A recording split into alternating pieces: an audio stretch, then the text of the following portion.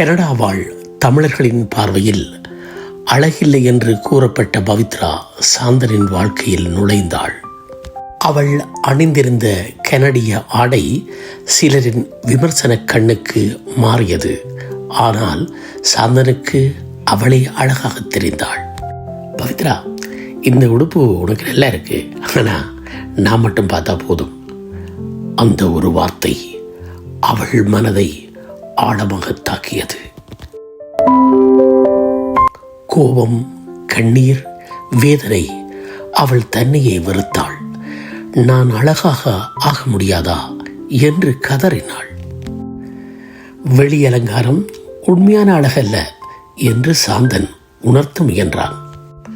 ஆனால் பவித்ராவின் மனம் அமைதி அடையவில்லை. லிங்கேஸ்வரா, லிங்கேஸ்வரா, அருளெங்கே என்று இறைவனை நாடினாள்.